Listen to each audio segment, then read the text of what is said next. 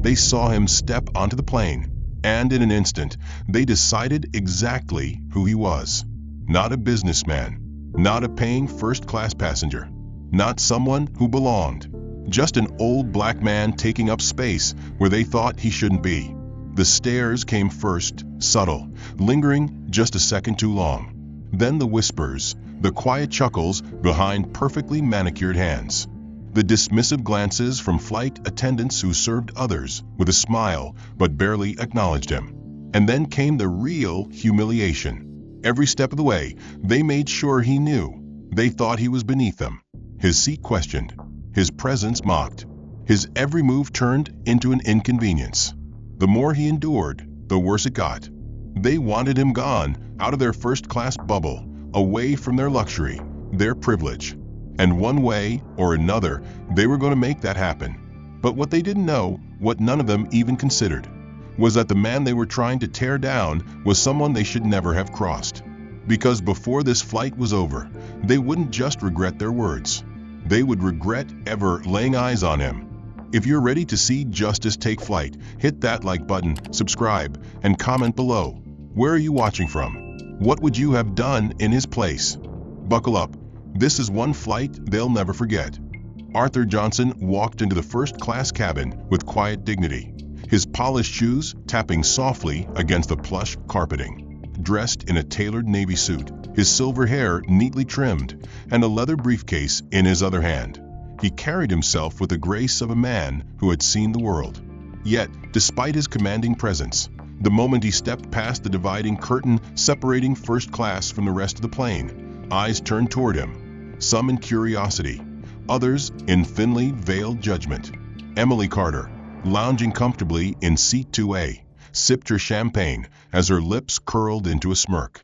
Her perfectly manicured nails tapped idly against the glass as she leaned toward her seatmate, Michael Harris, a younger businessman scrolling through his phone. "I didn't know they were turning first class into a nursing home," she muttered, just loud enough for him to hear.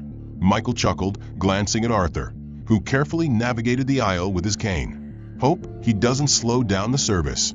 I didn't pay for a premium experience just to get stuck with medical emergencies." Arthur, of course, heard every word. He was used to it, too used to it. The world had a way of looking at older black men like him, not as pioneers or individuals who had carved paths through impossible odds, but as relics. He exhaled through his nose and moved forward, his eyes locked on his seat, 3B. As he reached a row, he carefully placed his briefcase in the overhead compartment and lowered himself into a seat. The flight attendant, a young woman named Jessica, approached him with a warm smile. "Welcome aboard, sir. Can I get you anything?" Arthur returned the smile. "Just water, please." But before Jessica could respond, Emily scoffed. "Are you sure he should be sitting here? I mean, if he needs assistance getting on the plane, is he even fit to fly?" Jessica hesitated, shifting uncomfortably. "Ma'am, all passengers cleared security and medical requirements before boarding." Emily waved a dismissive hand. "I'm just saying, if he collapses mid-flight, I don't want to be the one inconvenienced." Arthur finally turned to face her, his dark brown eyes steady. "Young lady, I've flown more miles than you can probably count. I assure you I'll be just fine." Emily raised an eyebrow but said nothing, though Michael let out a snort. Arthur turned back in his seat, but he could still feel their stares. Across the aisle, another passenger, a middle-aged woman in a designer suit, leaned toward Emily. "Honestly, I wouldn't be surprised if he was someone's grandfather getting a free upgrade. Airlines do that sometimes for sympathy." Emily grinned, delighted by the idea. That would make sense. Probably bumped up from economy. Must be nice. Jessica returned with Arthur's water and gave him an apologetic look as she set it down. "Let me know if you need anything else, sir." Arthur nodded his thanks and took a slow sip, letting the cool liquid calm him. He had learned long ago that dignity was his greatest armor. The people around him didn't know who he was. They didn't know that Arthur Johnson had once been one of the most influential minds in aviation technology, that he had advised aerospace companies for decades, that he had more experience in first class than half the passengers in this cabin combined. But none of that mattered to them. To them, he was just an old black man taking up space in a place they thought he didn't belong. Michael leaned toward Emily, lowering his voice but making no effort to hide his amusement. "I hope he doesn't need oxygen mid-flight." Emily laughed, her voice dripping with mock concern. "Oh, don't say that. I don't want to have to divert the plane because he forgot his heart pills." The people around them chuckled, a few shaking their heads in amusement. Arthur, meanwhile, closed his eyes briefly, steadying his breath.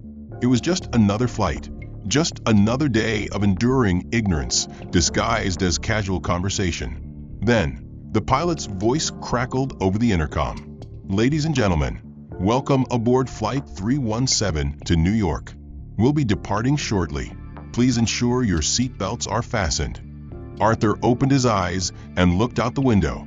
The sky was clear, the sun just beginning to dip below the horizon. It would be a smooth flight, or at least that's what he told himself, because deep down he knew the worst was yet to come. Arthur shifted in his seat, adjusting his cane so that it wouldn't be in the way. His fingers lightly drummed against the armrest as he stared out of the window, trying to focus on the peaceful blue sky rather than the whispers around him. But ignoring them was impossible. Emily Carter had no intention of letting up. She leaned back in her seat with an exaggerated sigh, swirling the remaining champagne in her glass before giving the flight attendant a pointed look. "Excuse me," she called sweetly. Jessica, the young flight attendant who had served Arthur earlier, turned toward her with a polite smile. "Yes, ma'am." Emily gestured subtly toward Arthur. "I don't mean to be rude, but are you sure he's medically cleared to fly? She paused for dramatic effect. "I don't want to be mid-air and suddenly hear, She clutched her chest theatrically, gasping as if she were having a heart attack. Michael snorted in laughter. That would be something. An emergency landing because of an expired passenger. Arthur's grip on his armrest tightened, his knuckles widening, but he said nothing. Jessica's smile faltered. "Ma'am, all passengers undergo standard health screenings before flying." Emily waved a hand dismissively. "I'm just saying, you know how these things go. One minute they're fine, the next minute." She let out a dramatic groan, slumping in her seat as if she were unconscious. Michael chuckled, elbowing her. "Better hope the airline has a senior discount on caskets." Arthur swallowed the bitter taste rising in his throat. He had faced ignorance before. This wasn't new, but something about being trapped in this confined space, surrounded by laughter at his expense, made it worse. There was nowhere to go, nowhere to escape. Jessica, shifting uncomfortably, excused herself and moved to the galley. But Emily wasn't done. She turned to Michael with a conspiratorial grin. "You know, I read somewhere that elderly people carry more airborne bacteria than the average person." Michael leaned back, feigning concern. "So what you're saying is," he gave Arthur a quick glance, then immediately pulled his collar over his mouth, whispering, "We might be breathing in a retirement home?" Emily laughed. "It's not funny. I just don't want to get sick. What if he has some sort of respiratory condition? Or worse, what if it's contagious?" A middle-aged woman in 4A, catching on to the conversation, subtly pulled out a small bottle of hand sanitizer and rubbed it between her palms, casting a wary glance in Arthur's direction. Another passenger in 5C adjusted his scarf over his nose. Arthur saw it all, felt it all, the shift in the air, the way people subtly leaned away from him. He closed his eyes briefly, letting out a slow exhale. Emily took another sip of her champagne and whispered just loud enough for the surrounding passengers to hear. "Honestly, I don't even know why they let people his age fly alone. Shouldn't there be some sort of age limit? Like, after a certain point, just stay home." Michael smirked. "Or at least fly economy. I mean, I'm all for equal rights and all, but let's be real. First class is supposed to be an exclusive experience." Emily nodded in agreement. "Exactly. And no offense, but it's kind of ruining the atmosphere, you know." Arthur gripped his water glass tightly, staring at the reflection of the cabin lights on the surface. Every instinct told him to say something, to speak up, to demand the respect he deserved. But he didn't. Not because he was weak, but because he had learned long ago that silence was sometimes the only weapon he had. He took a slow sip of water, willing himself to remain composed. Jessica returned, her expression tight. "Is there anything else I can get for you, ma'am?" Emily gave her an innocent smile. "Oh no, I'm fine. But maybe you should check on him. Make sure he's holding up." Jessica turned to Arthur, her eyes filled with quiet sympathy. "Sir, are you comfortable?" Arthur gave her a small, tired nod. "I'm fine." Emily scoffed, rolling her eyes. "Well, if he says so. I just hope we don't hit turbulence. That might be the final straw." Michael chuckled under his breath. "Let's hope they stocked up on oxygen masks." Arthur's fingers curled slightly, but he remained still, staring out of the window as the plane began to taxi down the runway.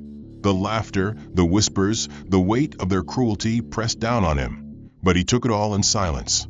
The engines roared to life, and as the plane lifted into the sky, Arthur kept his gaze fixed outside, focusing on the horizon. Because no matter how high they climbed, he knew this flight was going to drag him through hell first. Arthur adjusted his seatbelt as the plane leveled at cruising altitude. The whispering had stopped, at least for now, but the weight of their stares still lingered. He could feel Emily's smug gaze occasionally flicking toward him, as if waiting for the next opportunity to pounce. Then, the opportunity came. A flight attendant moved down the aisle, offering assistance with overhead compartments. Arthur decided it was time to retrieve his book from his carry-on, which he had stored above. He carefully unbuckled his seatbelt, gripping the armrest for support as he stood. Emily smirked immediately. "Oh, look at that," she mused to Michael, her voice just loud enough for those around her to hear. "He seems perfectly fine now. Guess we were worried for nothing." Michael leaned back in his seat, watching with amusement as Arthur steadied himself. "Yeah, if he can reach the overhead bin, maybe we should have asked him to help load our bags too." Arthur ignored them. He reached up, his fingers barely brushing the latch of the compartment. His cane was still propped against his seat, leaving him without balance. He stretched just a bit further, his joints protesting the movement. Emily let out an exaggerated sigh. "Come on now, Grandpa, we don't have all day." Jessica, who had been watching from a few rows ahead, immediately started toward him to help. But before she could take a step, Daniel, the lead flight attendant, placed a hand on her shoulder. His voice was low but firm. "Leave him," he murmured. "If he can't handle this, maybe he shouldn't be in first class." Jessica's brows furrowed, but she hesitated. Daniel was her superior. Challenging him here, in front of passengers, would only cause problems. Meanwhile, Arthur managed to unhook the latch, but as he did, the shifting weight of another passenger's bag caused his carry-on to slip forward. His reflexes weren't what they used to be, and before he could stop it, the bag tumbled out of the compartment. Emily let out a sharp gasp, more performative than genuine, before breaking into laughter. "Oh dear," she said mockingly, "that almost hit someone. Maybe he is a safety risk." Michael clapped his hands together once, grinning. "Can't wait to hear the in-flight announcement. Attention passengers, today's turbulence is brought to you by Mr. Shaky Hands over here." Laughter rippled through their little group, and even a few other passengers smirked. Arthur felt the heat creep up his neck. He bent down, slowly, carefully, to retrieve his bag. His fingers curled around the handle just as Jessica, ignoring Daniel's earlier command, finally stepped in. She crouched beside him, her voice gentle. "Let me help you, sir." Arthur met her eyes, warm, kind, but filled with silent apology. He gave her a small nod. "Thank you, miss." As Jessica lifted the bag with ease, Emily scoffed. "Oh, come on. If he can sit here, he can carry his own luggage." Jessica stiffened. "It's my job to assist passengers." Daniel's voice cut in before Jessica could say more. "She's right," he said smoothly, but his next words carried a sharp edge. "Though I do have to agree, if you're capable of flying first class, Mr. Johnson, you should be capable of handling your own things. Perhaps we should reconsider seating arrangements if you require too much assistance." Arthur clenched his jaw. He didn't require assistance. He never asked for it. They had forced the situation upon him, then ridiculed him for needing a moment. It was an unwinnable game, and he was their entertainment. He took his seat once more, staring down at the book in his hands. But he no longer felt like reading. Emily leaned toward Michael again, speaking in a stage whisper. "See, this is why I don't think the elderly should be allowed to travel alone. It's too much for them. What if he falls? What if he needs medical attention mid-flight?" Michael nodded, playing along. Maybe they should have a separate section. Like, I don't know, a senior citizen cabin? Emily burst into laughter. Yes, we could call it sky-assisted living. Another round of snickering spread through the nearby seats. Arthur stared at the words on his book's cover, but they blurred in front of him. He had endured many things in his life: hardship, loss, prejudice. But this was different. There was no escape, no ignoring it. He was trapped at 35,000 feet, surrounded by people who saw his existence as an inconvenience. Jessica, still standing beside him, opened her mouth as if to say something, but Arthur gave her a small, tired shake of his head. Arthur sat rigidly in his seat, his hands resting on his lap, his book still unopened. The laughter had died down for the moment, but he knew better than to assume peace. These people weren't finished with him. Not yet. Emily Carter shifted in her seat, stretching her arms with an exaggerated sigh. "Ugh," she muttered, twisting her neck. "I must have slept wrong last night. My back is killing me." Michael smirked. "You should be careful. Wouldn't want to end up like some people who need extra assistance just to get through the day."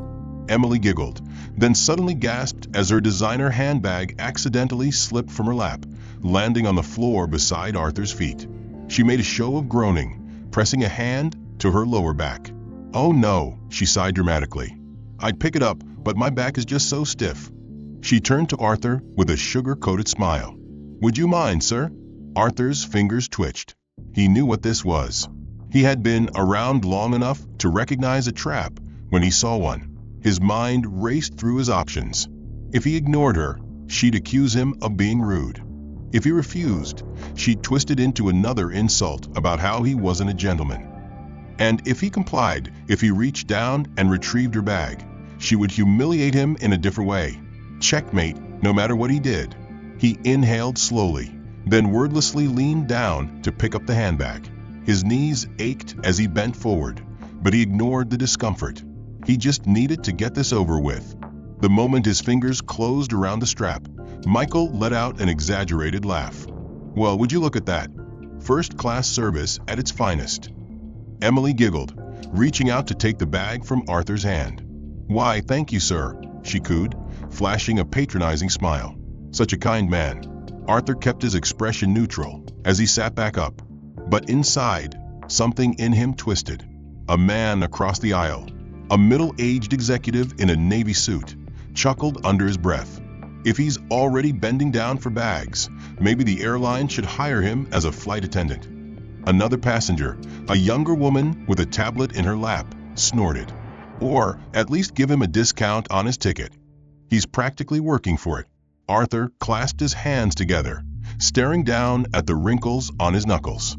He had spent decades building a life of respect, of dignity, of achievement. And yet here he was, reduced to the butt of their jokes, treated as if he were nothing more than an inconvenience, a servant, a burden. Emily, enjoying the attention, decided to push further.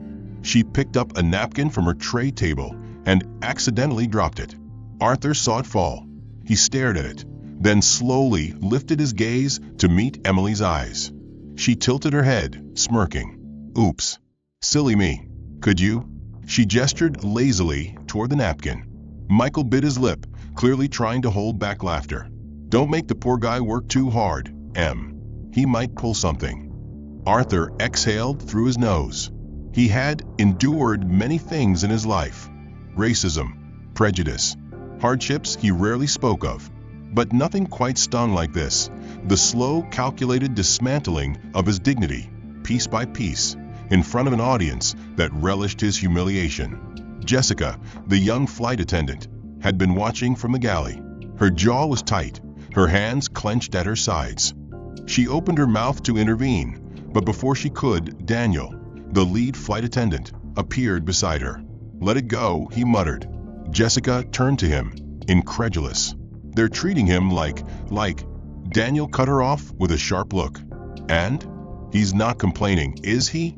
Jessica's lips pressed into a thin line, but she said nothing. Back in his seat, Arthur let out a slow breath. He reached down, picked up the napkin, and placed it neatly back onto Emily's tray table without a word. Emily pouted. "Oh, you didn't have to do that," she said in a voice laced with false sweetness. Arthur didn't respond. Michael smirked, shaking his head. "Man, you're a real team player." Arthur turned his gaze back to the window, staring at the endless expanse of sky. Emily, still riding the high of her last performance, wasn't done. She picked up the menu from her tray table, flipping through it lazily. "Oh, look at this," she mused, tilting the menu toward Michael. "Steak, salmon, lobster. Fancy." Michael smirked. "Hope they have mashed food too. You know, for those who can't chew properly anymore." Emily let out a dramatic gasp. "Oh no, do you think they serve porridge for our special guest here?" She turned to Arthur, her voice dripping with mock concern. "Sir, will you be all right with the regular menu? Or should I call the flight attendant and ask if they have something more suitable for you?" Arthur's grip on the armrest tightened, but he didn't look at her. Brandon Lee, a businessman sitting across the aisle, glanced over with an amused chuckle. Honestly, at his age, should he even be eating this stuff? Heart disease is a killer. Wouldn't want him keeling over mid-flight. Emily leaned in conspiratorially, lowering her voice just enough to pretend she wasn't trying to be overheard. "Exactly. I mean, let's be real. He's one wrong bite away from a medical emergency." Michael tapped his chin in mock thought. "Maybe we should ask for an extra seatbelt. You know, in case he faints and falls out of his seat." Another round of quiet laughter rippled through the nearby passengers. Arthur stared at the menu in front of him, the words blurring together. He wasn't even hungry anymore. Jessica appeared beside them, her posture tense, as she placed a napkin-wrapped set of utensils on Arthur's tray. "Would you like to order something, sir?" Arthur took a slow breath. "Just the chicken, please." Emily let out a soft laugh, shaking her head. "Simple choice. Probably doesn't want to take any risks." "Huh?" Jessica shot her a sharp look, but Emily simply shrugged and turned back to Michael. "I read somewhere that elderly people process food slower. That's why they eat so little." Michael nodded, playing along. "Makes sense. Probably doesn't want to be in the bathroom for half the flight." Arthur said nothing. Jessica hesitated, her hands tightening around her notepad. But once again, Daniel was watching. She knew what would happen if she pushed back. So she just gave Arthur a quiet nod and walked away. Emily's smirk widened. She had won again.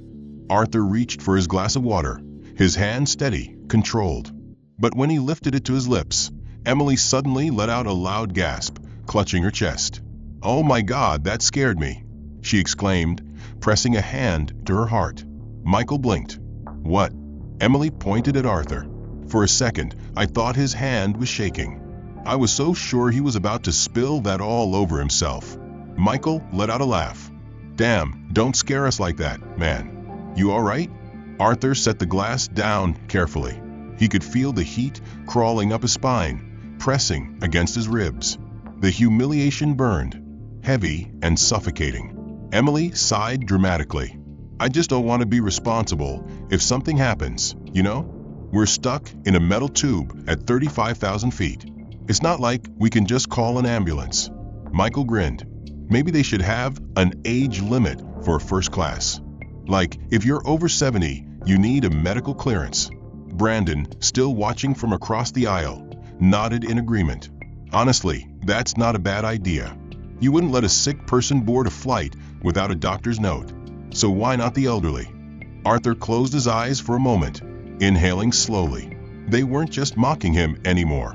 They were debating whether he even deserved to be here. And yet, he said nothing. Because what would be the point? If he spoke, they would twist his words. If he reacted, they would laugh harder. If he protested, they would call him difficult, aggressive, a problem. So he did what he had always done. He endured it. The meal service arrived, and Jessica set Arthur's plate down with more care than usual.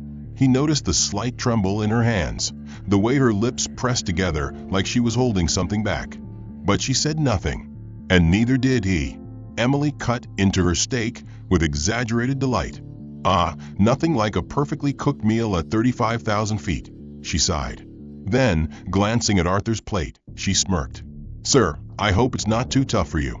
Emily had finished her steak, dabbing at the corners of her mouth with a napkin. She was growing restless, tapping her fingers idly on the tray table, eyes flicking toward Arthur every so often, as if searching for new ways to amuse herself. Then, an opportunity presented itself. Arthur shifted slightly in his seat, adjusting his posture, and cleared his throat. It was nothing, a quiet, routine clearing of his airway. But Emily's head snapped up instantly. Her eyes widened in mock horror, and she let out an exaggerated gasp. "Oh my God," she blurted, turning toward Michael. "Did you hear that?" Michael frowned. "Hear what?" Emily clutched at her chest. He coughed. Michael blinked, looking at Arthur, then back at her. "So," Emily scoffed. So, we are on a packed flight, sealed in a pressurized cabin, and an elderly man who already looks frail just coughed. What if he's sick?" Arthur slowly looked up, meeting her gaze for the first time in a while. His face was unreadable, but deep inside, he knew exactly where this was going. A woman sitting 2 rows ahead turned her head slightly, suddenly interested. Another passenger subtly adjusted his scarf over his nose. Emily turned toward the aisle, raising her hand. "Excuse me, flight attendant." Jessica arrived first, concern flashing across her face. "Yes, ma'am." Emily gestured dramatically toward Arthur. "I don't mean to alarm anyone, but he just coughed, and I don't feel safe." Arthur exhaled slowly, gripping the edge of his tray table. Jessica hesitated.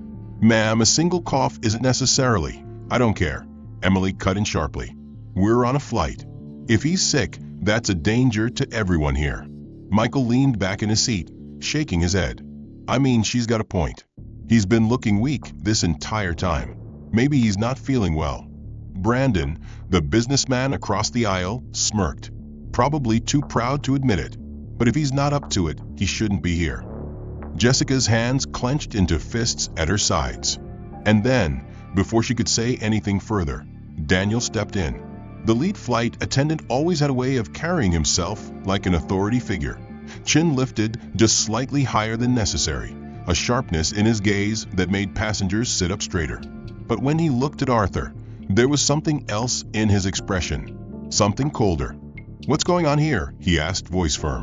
Emily immediately latched onto his presence.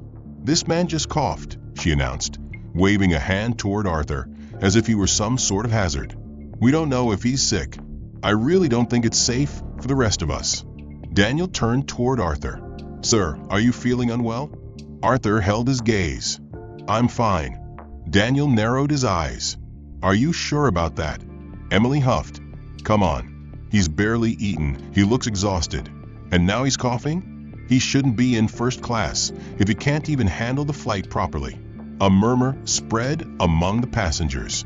The seeds had been planted, and now the doubt was growing. Jessica took a step forward, her voice firm.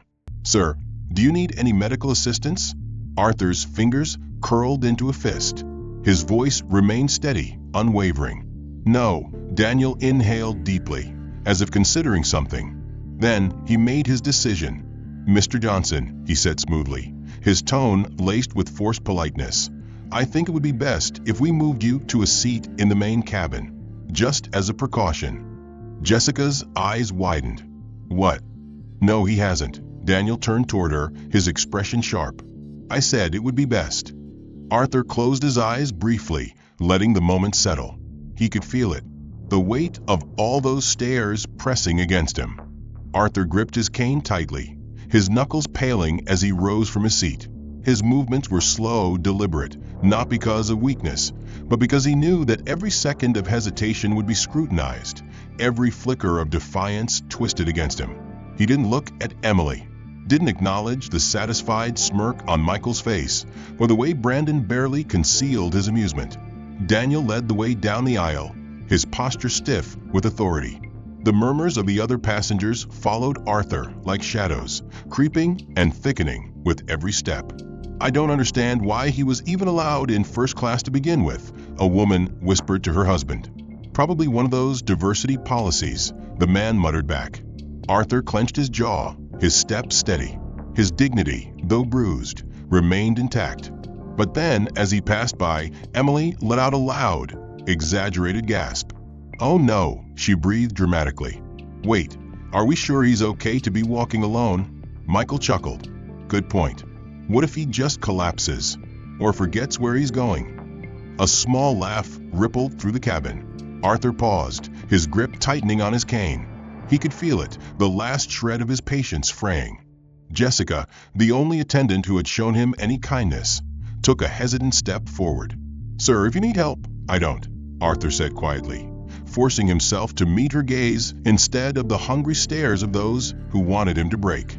Jessica nodded, understanding, and took a step back. But Emily wasn't done. Her voice, suddenly tinged with faint concern, rose above the murmurs. "I'm just saying, if he's confused, that could be dangerous for everyone. What if he tries to open the emergency door mid-flight?" Arthur froze.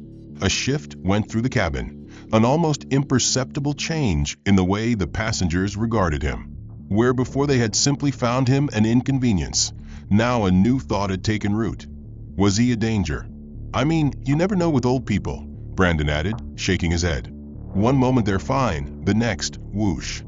He made a gesture with his hand, mimicking an airplane nosediving. A woman in the row ahead of Arthur turned to her husband. Should the airline really be letting someone like that fly alone? Someone else chimed in. Maybe they should do mental screenings for passengers over a certain age. Just in case. Arthur inhaled slowly, his grip tightening on the handle of his cane. They weren't just trying to humiliate him anymore. They were trying to make him a threat. Passengers who had previously ignored the situation were now frowning, shifting uncomfortably in their seats, casting wary glances in Arthur's direction. Daniel must have sensed the change, because he turned to Arthur with a forced smile. "Sir, let's not make this difficult." Arthur held his gaze. "Difficult," he repeated, his voice even. Daniel's smile tightened. "For everyone's comfort, I think it's best if you take your seat in the main cabin." Emily sighed in exaggerated relief. "Oh, thank God." Arthur closed his eyes for a moment. When he reopened them, he nodded once. Slowly, Jessica took a step forward, as if she wanted to say something, wanted to stop this. But Arthur gave her a small shake of his head. Arthur pressed his phone to his ear. "But don't ID." The intercom crackled. "Ladies and gentlemen, this is your captain speaking. We have received an urgent communication from airline headquarters. A real-time investigation is now in progress regarding a serious incident of discrimination on this flight." A heavy silence fell over the cabin. Emily's smirk faded as she sat up straighter. "What the hell?" she muttered, looking around. Michael frowned, glancing between her and his phone. Did he just? Brandon shifted in his seat, suddenly uncomfortable. "Wait, what did they say? Investigation?" Daniel, standing near the galley, stiffened, his jaw tightening as he forced a calm expression. "This is ridiculous," he muttered, straightening his uniform. "Call the captain." Now, Jessica, who had been silently watching, folded her arms. "Why?" Daniel's eyes darted around, scanning the first-class cabin where whispers were growing. "Because I need to handle this before it gets out of control." Jessica didn't move. "I think we're already past that point, sir." Arthur kept walking, slow, steady, his cane tapping against the carpeted floor as he made his way toward economy. Every step felt like a final humiliation, but he knew what was coming next. He didn't have to look back to know that the atmosphere in first class had shifted completely. He heard it, the confused murmurs, the nervous shuffling, the rapid clicks of fingers scrolling through phones. Then, all at once, a series of simultaneous dings filled the cabin. Notifications, alerts, updates. Passenger after passenger glanced down, eyes widening as the realization set in.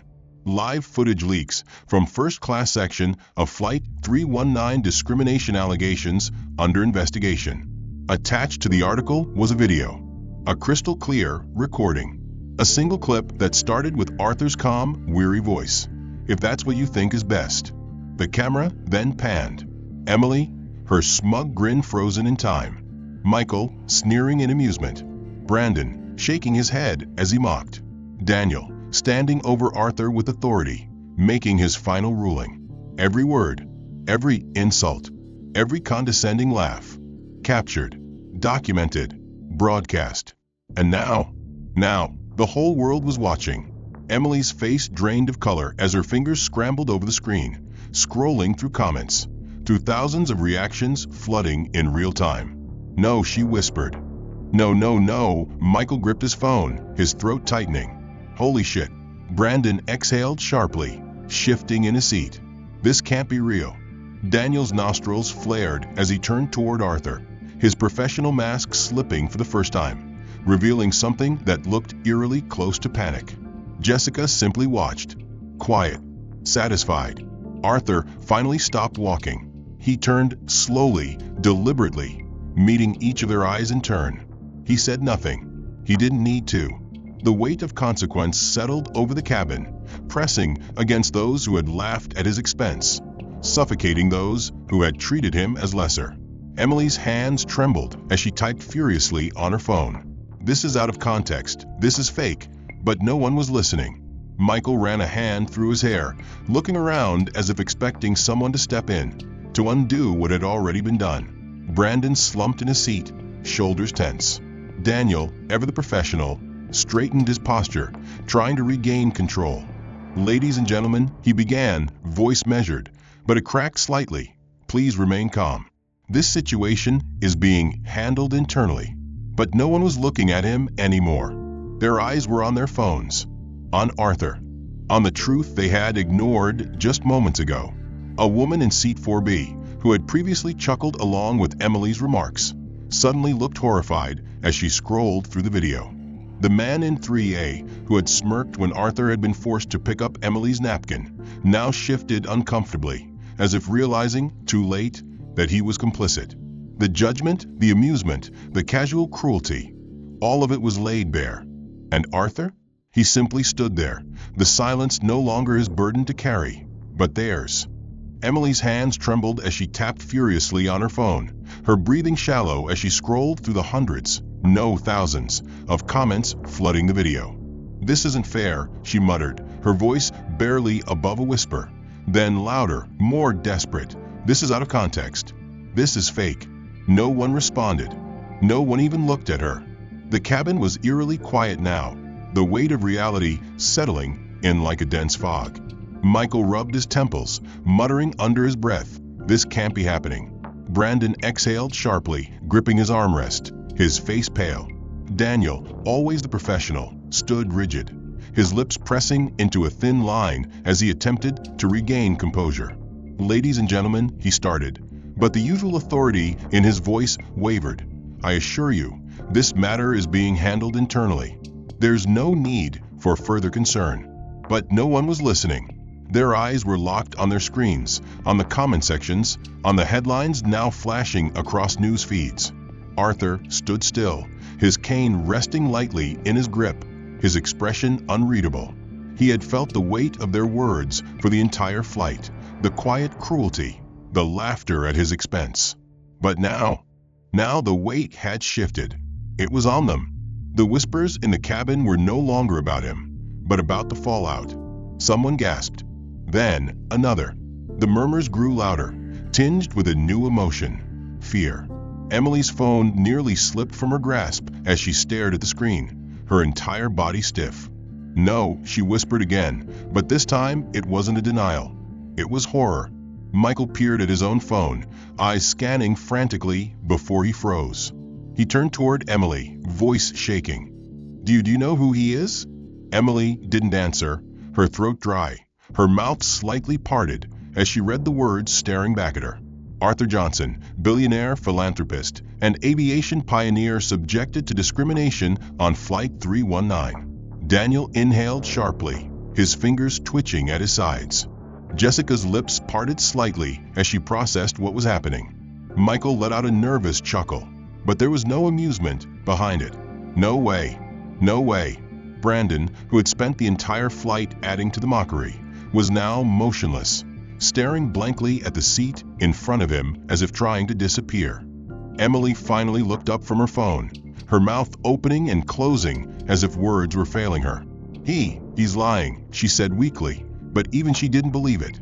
She turned to Arthur, her voice strained. This is some kind of joke, right?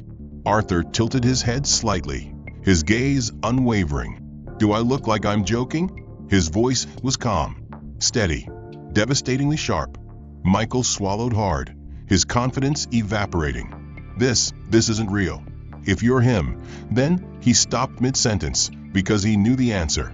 Arthur Johnson wasn't just a wealthy businessman. He was the Arthur Johnson, the man whose name was synonymous with innovation in the aviation industry.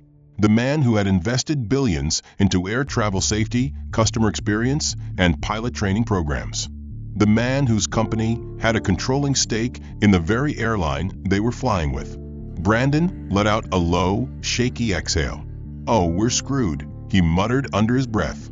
Emily's hands clenched into fists. That doesn't change anything. It's not like we knew who he was." But even as she spoke, she knew it was pointless. It didn't matter whether they knew. What mattered was that they had treated an innocent man like he was beneath them, that they had humiliated someone they thought had no power. And now, the power was entirely his. Jessica took a step forward, her voice measured. "Mr. Johnson," she said carefully, "is there anything you'd like me to do?" Arthur glanced at her, his expression softening slightly. He could see it, the guilt in her eyes, the frustration at what she had been forced to witness, the regret that she hadn't spoken up sooner. He gave a small nod. "No, Jessica," he said quietly. "I think we let this play out." Daniel inhaled sharply. "Sir, I'd be happy to." Arthur turned his head slightly, his gaze locking onto him with an intensity that made Daniel's words die in his throat. "Happy to what?" Arthur asked, his voice deceptively mild. "Apologize? Cover it up? Or are you trying to handle me the way you did before?" Daniel's throat bobbed. He had spent years in the industry perfecting the art of controlling situations, ensuring that things never escalated beyond what he could manage. But this was beyond him. Emily was gripping the armrests of her seat so tightly her knuckles had turned white. She started, but no words came out. Arthur let the silence linger for a moment longer. Then he reached into his pocket and pulled out a business card. Slowly, he extended it toward Daniel, holding it between two fingers. "Here," he said simply. Daniel hesitated before reaching out and taking it. He flipped it over, his breath caught. Arthur Johnson, Chairman, Johnson Aerospace and Aviation Holdings. Emily's stomach twisted. Michael's fingers tightened around his phone. Brandon simply lowered his head. Emily's breathing was uneven, her entire body tense, as if willing time to reverse itself. Michael was deathly silent, his earlier arrogance replaced with something closer to dread. Brandon's fingers tapped against his tray table in restless, nervous motions. No one in first class spoke. No one dared. Arthur stood there unmoving, letting the weight of reality sink into them, watching as they realized, one by one, just how deeply they had ruined themselves. He saw the flicker of desperation in Emily's eyes as she opened her mouth, searching for something, anything, that might save her. "Mr. Johnson," she started, her voice unusually high-pitched. "I think there's been a misunderstanding." Arthur raised an eyebrow. "A misunderstanding?" His voice was calm, controlled, deadly. Emily swallowed. I mean, we were just joking around. You know how people get on long flights, right? Just a little fun, nothing serious." Arthur tilted his head slightly, his expression unreadable. "Nothing serious?" He let the words settle before his gaze flickered to Michael. "Was it nothing serious when you laughed at the idea of me being too old to handle my own luggage?" Michael stiffened. "I didn't mean." Arthur's eyes moved to Brandon. "Or when you suggested people like me shouldn't fly first class at all." Brandon's jaw tightened, but he said nothing. Arthur turned back to Emily. "Or when you insinuated I was a danger to this flight." That I could lose my memory, collapse, or even jeopardize the safety of everyone here. Emily opened her mouth, then closed it again. Arthur nodded slowly. Interesting definition of nothing serious. Daniel cleared his throat, clearly attempting to salvage something. Anything. Mr. Johnson, I sincerely apologize for any. Arthur held up a hand, cutting him off effortlessly. Save it. He didn't need to hear their empty excuses, their panicked attempts at self-preservation. Their regret wasn't real, it was fear. Fear of what was about to happen. And they should be afraid. At that moment, the intercom crackled again. Ladies and gentlemen, this is your captain. I'd like to personally acknowledge Mr. Arthur Johnson, whose presence on this flight has brought an important issue to light. Effective immediately, airline representatives will be waiting upon landing to conduct a formal review of all involved personnel and passengers. Daniel visibly paled. Michael cursed under his breath. Emily let out a quiet, shaking exhale. Arthur simply sat back down. The flight continued in absolute silence. The once lively, buzzing first-class section was now suffocated by a thick, inescapable tension. No more smugness. No more laughter. As the plane descended, Jessica approached Arthur with quiet hesitation. Mr. Johnson, is there anything I can do for you? Arthur looked at her for a long moment before shaking his head. No, Jessica, he said simply. You already tried. Jessica pressed her lips together, guilt flickering across her face, but she nodded. She had been the only one who had shown him kindness, even when she hadn't been able to stop what happened. And Arthur knew she would remember this moment. She wouldn't let it happen again. The plane landed. The doors opened. And waiting at the gate were multiple airline executives, legal representatives, and security personnel. Emily tried to shrink into her seat, but it was useless. Two uniformed officials stepped forward. Ms. Carter, please come with us. Emily's face drained blood. What? No, wait, I didn't do anything. Michael flinched when another official gestured for him. Mr. Harris. Now. Brandon ran a hand through his hair. This is insane. We didn't. Enough. One of the executives cut in coldly. We have enough evidence to review all of your actions during this flight. Whether you cooperate or not, consequences are inevitable. Emily let out a strangled sound, turning toward Arthur one last time. Please, she whispered, her voice desperate now. You can fix this. You can tell them it wasn't that bad. Arthur finally looked at her, his face calm, unreadable. No, he said. Security escorted them off the plane. Passengers in other sections began murmuring, whispering about what had happened. And as Arthur stood, adjusting his jacket, he felt no anger, no bitterness, only the quiet satisfaction of justice finally taking flight. The end. If you enjoyed watching justice unfold, don't forget to like this video and subscribe for more powerful stories like this. What do you think was the most satisfying moment in this story? Let us know in the comments below. And tell us, where are you watching from today? We love hearing from our viewers all around the world.